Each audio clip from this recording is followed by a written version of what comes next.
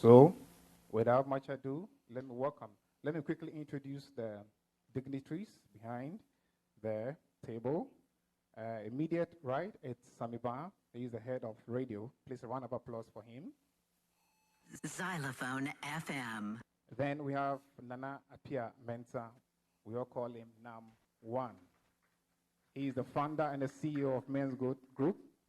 And then we also have Nana Yao Ofe. He's the corporate affairs manager of Menzgold Ghana. And then the last but not the least is Mr. Francis Ejeku Donko, who is a friend and the brother to the CEO. A round of applause for him as well. Thank you very much. My name is Ni Amatefio, and I'm the head of communications for Menzgold, and your moderator as well. I think a round of applause for me as well. Thank you very much. Okay, so let me quickly hand over the microphone to our CEO to address us. Xylophone FM.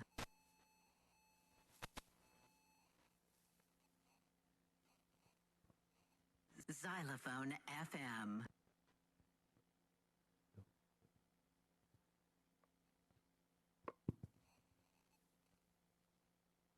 Hello, ladies and gentlemen.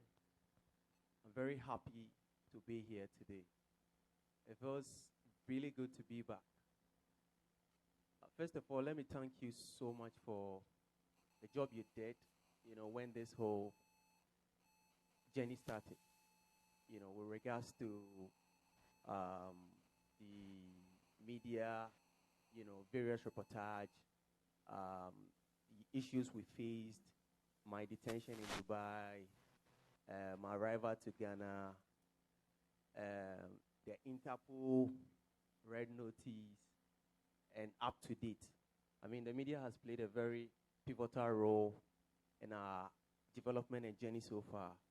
And now that I have the opportunity, I think it's very wise. I deem it very wise to commend you highly. Thank you so much.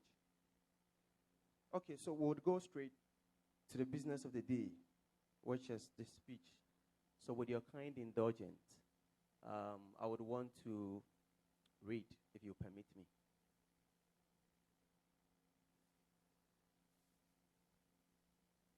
Thank you for coming to this event, meant to provide you with detailed state of our companies, especially what has bedeviled Menzgold for the past 12 months and the way forward.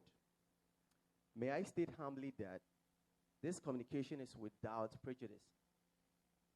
First of all, let me start by praying the Almighty God for grace today and to thank Him gratefully as we count our many blessings. Thank you, God. First of all, let me also take the opportunity to thank the government of Ghana, Ambassador of Ghana to the United Arab Emirates, His Excellency Alhaji Ahmed Ramadan, for the consular services extended to me during my 8-month detention in Dubai. Sir, if you are in the listening range of my voice, I thank you so much. May Allah bless you. I thank the Ghana Police Service for the warm reception and the exhibit of professionalism and the discharge of their duty on my arrival to Ghana on 11 July 2019. I express my greatest form of immense gratitude to the ruler of Dubai, His Royal Highness, Sheikh Mohammed bin Rashid Al Maktoum, and His gracious name, the Dubai prosecutions and the Dubai courts exhibited the highest form of integrity by boldly upholding the rule of law, handing me justice before the Dubai First Instance and Superior Court in the case number 68807/2018, an acquittal and discharge. May Allah, ever merciful, most compassionate, bless and prosper Dubai forever. Allah Karim.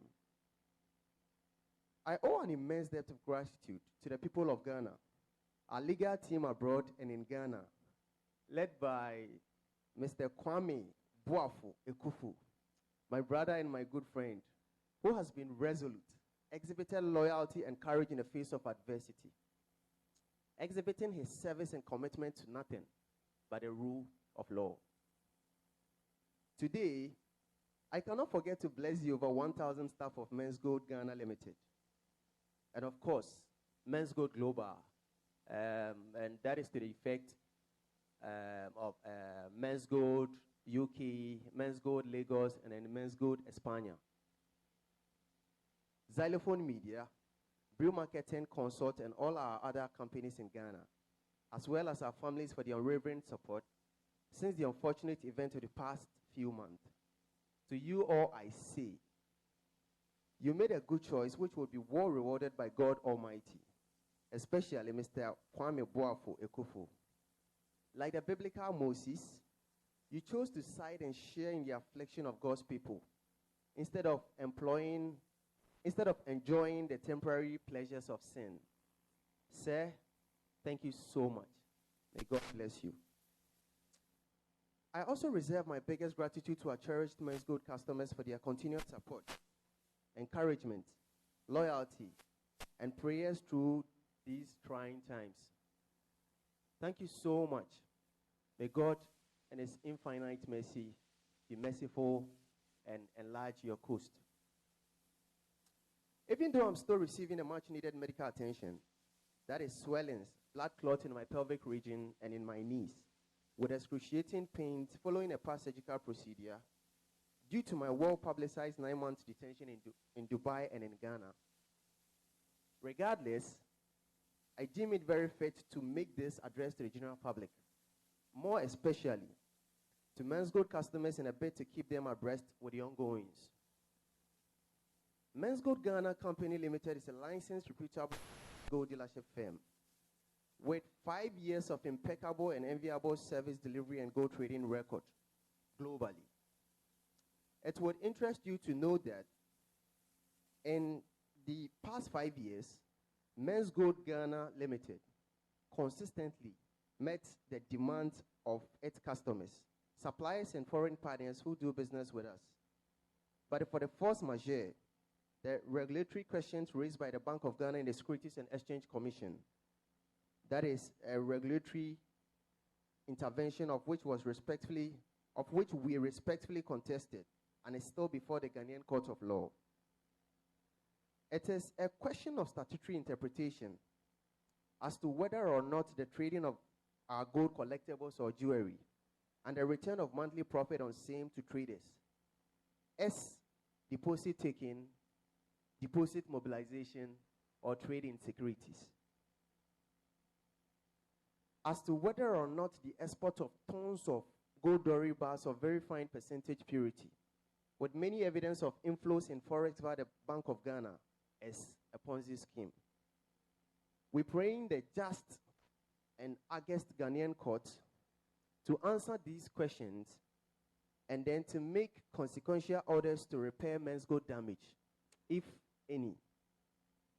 Ladies and gentlemen of the press, Menzgold got very successful with its gold dealership business, resulting in the buying of gold, exports, and the produce of fine gold collectibles, which is jewelry, to satisfy the domestic market.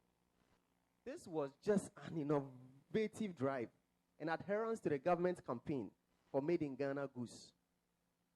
We saw the need to embark on a drive for international expansion in a quest to broaden our market's share size. We saw the opening of some international outlets in Madrid, that is in Spain, London, that is in the United Kingdom, and in Lagos, which is our neighbor, Nigeria. The famous shutdown letter landed our business, staff, customers, and shareholders a catastrophic blow, which sadly led to many very horrific occurrences that brought untold economic hardships to our families, our dear customers, and the staff body of all our companies, many of whom are customers due to the reputable nature of our business. To you all who suffered various degrees of upset, being it directly or indirectly, we sincerely share in your pain. With God on our side, we shall soon change this sad Menzgold tale to a very happy narrative, as I grasp a resolve to drive our company from good to great. The Menzgold product line that has been questioned is one that is just an act of innovation characterized by most businesses worldwide. We sought to build a word processor out of a typewriter in our line of business with the hope of being encouraged to create wealth in the face of globalization.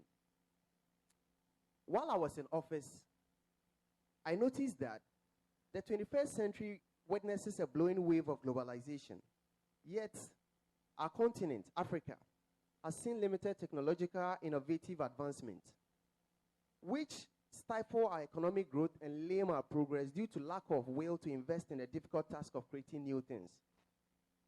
This tends to make companies in Africa fail in the future, no matter how big a company's stated capital is or who is in the helm of affairs. With this background, juxtaposed with my vision and drive to build a business that would surpass our generation, innovation was the only option. As it turned out, with a cease and desist directive from the Securities and Exchange Commission, the need arose for us to mobilize company assets, especially outstanding payments due to our company from several companies and individual buyers in several countries, particularly in the United Arab Emirates, to meet the payment obligations owed to Menzgold traders or customers and other business associates. It was in this regard that I embarked on the pursuit of company asset or debt recovery overseas. In the course of my pursuit, upon my arrival in Dubai on the 7th December 2018, I was framed by one of the companies, Horizon Royal Diamond, which owes our company 750 kilograms of gold valued at $39 million US. Believing that Menzgold is doomed for closure due to the unfavorable media reportage and customers' protest in Ghana. Hence, tabled a bogus claim that they have been defrauded by another Ghanaian company, Just Gold Company Limited, with frivolous claims of the Just Gold Limited having associations with our company, which is very false. The subsequent action by the Economic and Organized Crime Office, YOCO, to freeze Menzgold and my personal asset further hardened the resolve of some of our debtors who thought Menzgold was a thing of the past. Following my graceful acquittal and discharge in the Dubai Superior Court, the need arose for me to return to Ghana immediately on the call of the Interpol Red Notice to answer criminal charges on the same customer's debt portfolio before the Ghanaian court, the very reason why I went to Dubai in the first place. A call that restrained me from laying claims to the funds I went to the UAE to recoup. All companies worldwide have liabilities in its books, and so do Menzgold. Business, in summary, is all about owing and being owed. We at Menzgold are committed and do express our willingness to service our debt portfolios to our customers and business associates as soon as we can with a given opportunity. We respectfully pray the Ghanaian authorities to cooperate with us to achieve the following. Number one, to assist us make full recovery of the amount owed Menzgold by Horizon Royal Diamond in Dubai. As an act of good faith, we are willing to engage the Attorney General's office on the best possible way for them to aid Menzgold by employing international law and diplomatic relations to ensure we achieve this objective. Two, to unfreeze our companies and my personal bank account and asset for us to utilize these as vehicles to get productive in order to meet our liabilities, owed to our customers and some business associates in our bid to resolve our liabilities immediately. As of now, Brew Marketing Consult, Menzgold and I cannot credit or debit any bank account in Ghana. This is why it is highly imperative to consider this kind request. As I believe government shares in our resolve and will do all that which is needful in our quest to satisfy the populace, who are our customers. 3, to clearly give direction as to which government agent or agency has jurisdiction to regulate the activity of gold collectible or jewelry trade in Ghana, just so we can apply for the necessary certifications in order to proceed with our business in a fair and sound manner. As we have publicly demonstrated, we are open to fair supervision and are opposed to no supervision, misconceived supervision, or supervision with malicious intent, respectfully. The founders of PayPal, Elon Musk and co., set out to create a new internet currency to replace the US dollar. Facebook's Mark Zuckerberg's first product was designed to get his classmates signed up, not the Earth's population. Travis Kalanick and Garrett Camp's Uber started only to supplement the taxi fleet in San Francisco. Brian Chesky, Joe and Nathan started Airbed and Breakfast as a means to rent out an unused space in their abode to get income to supplement a deficit for a pending event. Ivan Spiegel, Bobby and Reggie started what came to be known today as Snapchat, as sending naughty, disappearing fan photos when they were all students at Stanford University. America's media called it Sexting App. Jeff Bezos started Amazon as a digital bookstore in a garage. Was heckled by the big players in the book retailing business. Jack Ma fought through and achieved Alibaba in China, and the list goes on. All of these innovative breakthroughs had regulatory questions, suffered bad press.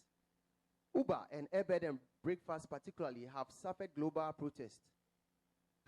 Travis Kalanick, founder and first CEO of Uber, especially, fought many regulatory and legal battles. Today, these great innovative companies are pillars of the great Silicon Valley, receiving global tribute for the United States of America. These are just symptoms of disruptive business ideas. Menzgold is today characterized by its same trait, and I have no doubt in my mind that our company is on the path to greatness and global prominence. If these three propositions are reviewed and considered, we shall confidently proceed to make the necessary arrangements to start paying our customers immediately under my watch. This I say with my personal guarantee. While my detention in Dubai was harrowing, daunting, terrific, and horrific experience, I am grateful to God because I feel very refined. It has made me older than my age as we grow in our experiences and not in years. I am fulfilled and ready for greater exploit. Highly motivated to add up to our previous gain. I am happy about the disruption, a key trait about a successful business prospect in this information age is the ability to scale. As Mario Andretti, a champion car racer, rightly put it, if everything is under control, you are just not going fast enough. Xylophone Media is an entertainment business.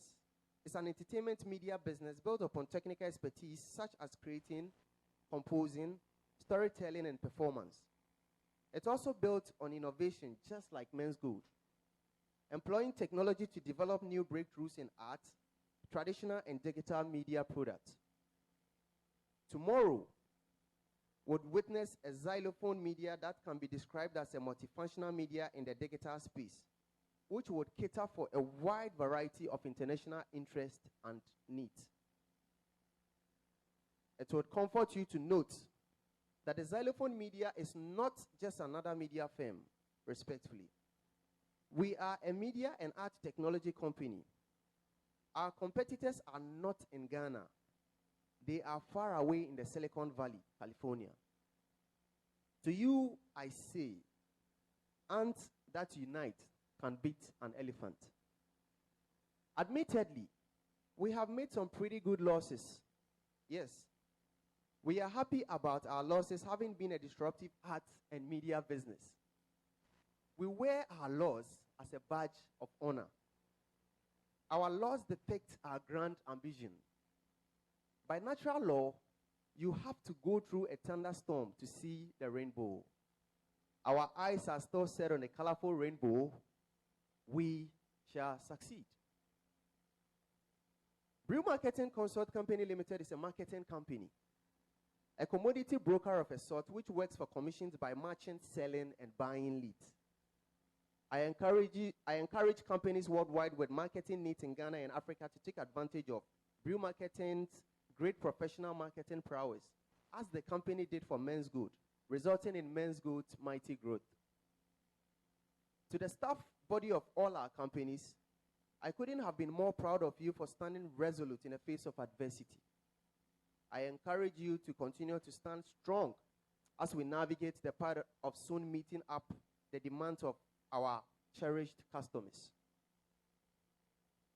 To our Menzgold customers, we note that you have experienced an increased level of anxiety and concern, but have been extremely understanding and patient with us through these trying times. We continue to recognize and respect your sacrifice. Please remember that your patience and support for us is not an entitlement, but something we earned by the way we worked with you diligently over the past years. I can assure you that it will pay off favorably soon. Together, we are very conscious of our responsibilities towards you, our church esteemed customers, and we will do everything we can to individually and collectively meet your expectations. To the government of Ghana, we applaud you for not sparing the rod and spoiling the child. We've got your message. We've grown and are ready to accept and take up responsibility, if any. Xylophone FM. I want to reiterate that I do not seek political office or power. My goal towards contributing for the good of Ghana and Africa is missionary and not mercenary. Clearly, my willingness to be misunderstood is the basis of our many criticisms and the exercise of brute force and skewed media reportage witnessed against our outfit in the last 12 months.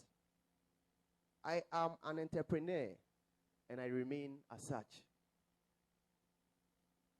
Last but not the least, to the many Ghanaian and African youth, as well as the aged who believe in me and the NAM mission, we shall continue to contribute to those in authority for creation of the new Ghana and the new Africa for the new Ghanaian and the new African in the new African socio-economic front. I am well aware that many of you crave African prosperity. So do I.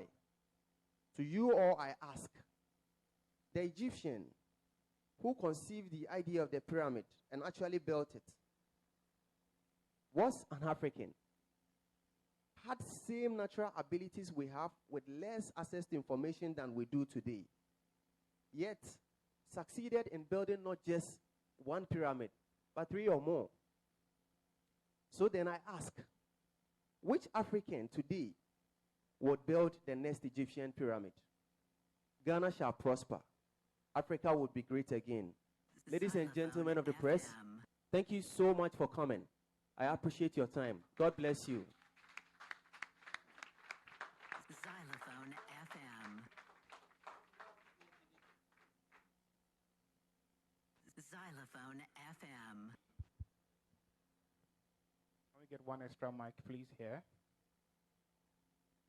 Link. Is it working? Let me see. Hello. Hello. Xylophone FM. Please, it's appropriate to give him another round of applause, please. Let's do it again. Let's do it again. Thank you very much, sir.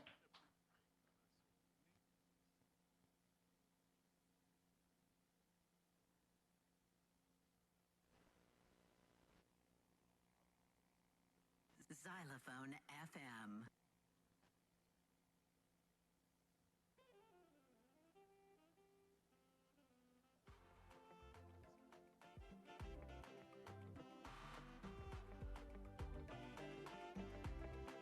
Xylophone FM.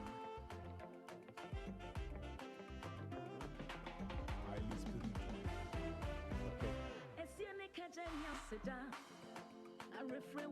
Thank you very much, sir.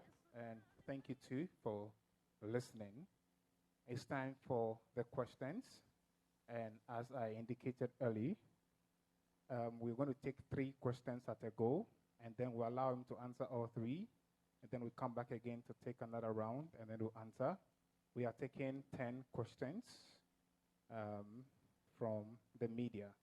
So please, if you raise up your hand, I will call you. Then you match up to the microphone here, and then you ask your questions. Please, precise, short.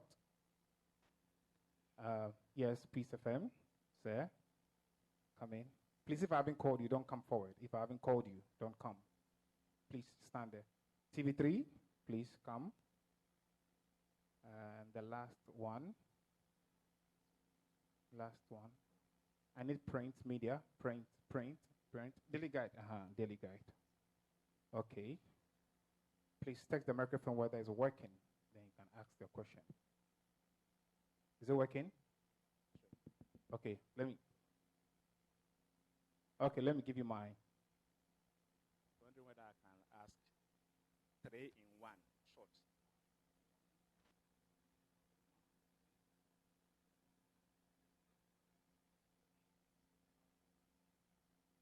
And let me do 2 in. Very short, in the matter of 30 seconds. My name is. I'm from Peace FM. First and foremost, and I would like to know how you escape to Dubai. And then also, you have given a summary of everything that happened. But the question really that your customers and the people of Ghana want to know, because it appears you are tiring your ability to pay your customers to government decision, which is may or may not happen. So if it doesn't happen, what happens to your customers?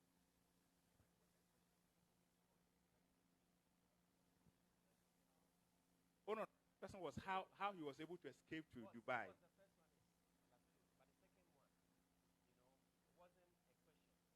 Second one, no, you set out 3 conditions which you want government to deal with. And one of them was to defreeze your assets on your bank account and all those things. Because on the basis of that, if it happens though, then you'll be able to make progress in terms of ability to pay your customers. And I'm saying that if that doesn't happen, that means that your customers are obviously going to lose out. Thank you, sir. Okay, good morning. My name is Melvin from Daily Guide. I want to know how you feel, because since the Menzgold thing started, some people have linked it to fraud. How do you feel as a person you say you are a great businessman or a kind businessman, and people are saying you have undertaken a fraudulent deal? How do you feel about that? And then secondly, when exactly are you going to pay the people? Because as you said, if they don't pay, if government doesn't help you or the Dubai people don't pay, it means the people are not going to get their monies back. Online is my name. I work for Media General. You have made 3 propositions to the state that if these conditions are met, that's when you will be able to pay the customers that you owe. One, I want to find out from you, the state says that you owe about 1.6 billion or so, thereabout. Let's hear from you. How many customers do you owe, and in terms of money, how much do you owe them? And do you ascribe to the suggestion by the Ministry of Finance that some of your customers were greedy? Thank you. Over to you, sir.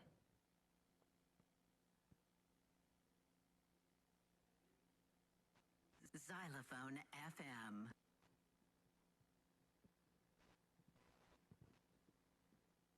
Xylophone FM. Thank you so much for your queries. Okay. Mr. Obemenu of Peace FM, right? Yes, I will take yours first. So your first question was, how did I escape how did I escape to Dubai? Okay, it would interest you and everybody, all and sundry here, to note that I did not escape from Ghana to Dubai. I went to Dubai. I didn't even go to Dubai first. I went overseas. So I went to certain places in Africa, all in the pursuit of debt recovery, company assets, Menzgold assets. And then I went from there to Europe, and then I went to Asia. And I did not escape. And also, I would want to put it on record that I, Nana Appiah Mensah, did not jump bail.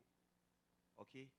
First of all, the Yoko invitation and let's say the bill, the self-recognizance bill that was granted me, did not have, it wasn't tied to a travel ban.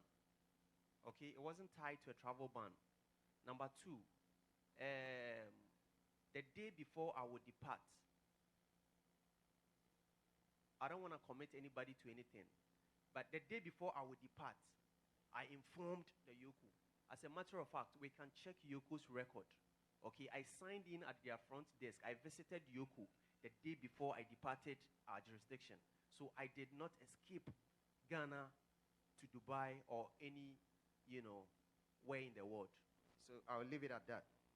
Then your second question was, if the propositions that we have tabled are not met, does it mean that our customers will languish in,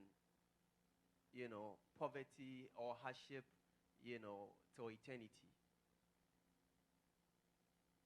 It is no, okay? Because I believe, I don't want to, but I believe that government shares in our resolve to ensure that every single customer gets paid. This, I'm sure they do. Nobody has told me, but I'm sure they do, because this is a very responsible government who are committed, to discharge their welfare obligation to the good people of Ghana under the social signed with them, proud to their coming to office. So I'm very confident in this government that they would, they share in our resolve to ensure that every customer gets paid under their welfare, obligation or duty towards the people of Ghana. And so they would listen, consider, and probably, grant it. However, on the flip side, we have a difficulty because as it stands right now, I'm sure we all know it is no news that I'm before the court, the Ghanaian court, answering criminal charges. Among the charges is a money laundering charge. And so therefore, it's important that if I have money anywhere, and I said I'm using F, economic, if I have money anywhere, I would have to come through the system. Okay, and when I say system, I mean through the central bank. You have to come via bank wire through the central bank, and then central bank will look at it and then send it to the local bank, and then we can draw by check, and then we can make payment. If anything less than that, would give credence to the money laundering allegation, which I am contesting or refuting, before the honorable court. And so therefore, it is highly imperative that government looks at this, and in the interest of the populace, in our country, and decide, what they deem fit, under the circumstance. So that's that for your question, Mr. Albemi, of Peace FM. Then Daily Guide. Sorry, sir, I didn't get your name because I was right. Melvin. Boss, Mr. Melvin. Okay, so your first question. How do I feel about the fraud tag? Okay. Well, it sounds, it's okay. I am a believer. Okay, and even Jesus Christ had his fair share, of persecution, in quote, so it's okay. I seek the approval of God, and not that of men. So it's all right. But I think my conduct, the fruit is what will determine the tree. So it's all right. My eye is fixed on the ball, and I'm determined to kick it into the net. So that is where, my focus is right now. So it's all right. Then the second question was, when exactly are we going to pay the people? So I think this is tied to the issue of unfreezing the bank account and the asset. We cannot make any payment as to our business associates or our customers, like when our assets and then the bank account especially, I'm not even too worried about the assets, but the bank account especially, if it is not, if it's still frozen, then we are, we have a difficulty. So we are praying humbly, we are lying prostrate, and then, if you like, we are on our knees. They should look at it, respectfully, and take a decision on it. So when the account is opened, we would immediately make arrangements, just as I indicated in my speech. We would immediately make arrangements, and then that would include meeting the customers' leadership, broad consultation, coming up with a feasible or realistic schedule. And then once we have consensus, we would communicate. So this is what we have, this is what we're planning. Kwabena, right, of TV3. Your question was, how many customers do we owe and how many customers are involved? Respectfully, I would, because we are before a court of law and these are issues of fact. Now the court, the prosecutions, which is the police, they are alleging a certain figure. We are contesting that figure, and we do not have to arm them, so with respect, I would want to decline comment on this. But in due course, when it is time for us to, make payments, I'm sure with the customer's consent, because this also borders on privacy. So I'm sure with the customer's consent, if we need to publish it in the dailies, why not? We will not hesitate at all. We will do that. Then the last one, do you ascribe to the school of thought, that things that the customers were greedy? I do not. And I'll just leave it at that. I do not. They weren't greedy at all. They were not greedy. So I do not ascribe to that thought. Thank you so much. Thank you very much, sir. And please, kindly keep your questions precise and straight to the point. Boss, yes, Zal. Then please come. Then Favor. Then one print. Let me get one print. I have radio, I have TV. Print from FM. where? Searchlight. Okay, that. Please come here and ask because of camera. One at a time. Okay. Thank you very much. My name is Favor Nuno. I work for the BBC. Favor Nuno. Yes. Favor Nuno, BBC. So what we know is that most of your clients have connected the monies that you're expecting from Dubai to the fact that they may get their investments back. Now the question is that when are you expecting to be able to retrieve these finances from Dubai and to be able to pay your customers? The court in Dubai established timelines for you to be able to retrieve these monies, or it is open to negotiations with this company. You do mention that you expect that government should be able to support you with international lawyers to go after these. So the question is, when are you able to get this money in your accounts to be able to settle your customers? Thank you. Next person, please.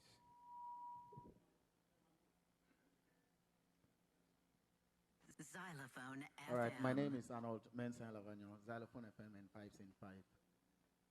I've got 2 in 1 questions. The first one, is Menzgold a Ponzi scheme? The second one, Securities and Exchange Commission gave you a directive to shut down the gold vault and pay your customers. Why did you shut down the gold vault and not pay the customers? Thank you.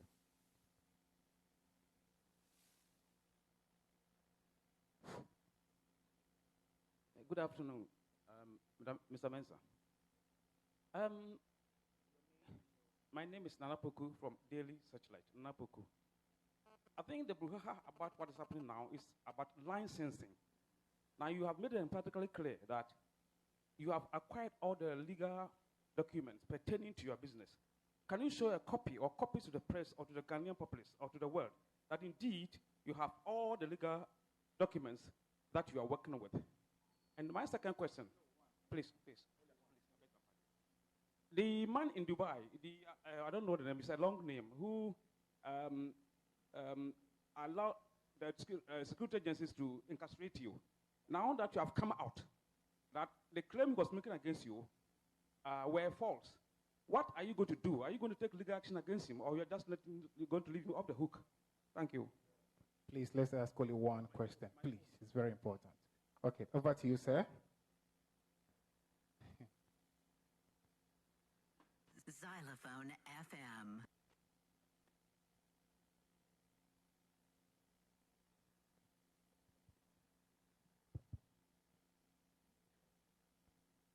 Thank you so much. Okay, Mr. Favor Nuno of BBC. So you want to know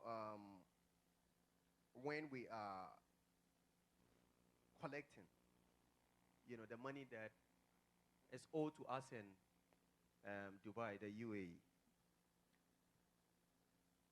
Just as I indicated in my statement, right after I won the case, the judges in the Dubai Superior Court ruled the case in my favor. The next thing would have been to do the necessary arrangements and file the necessary applications and whatnot.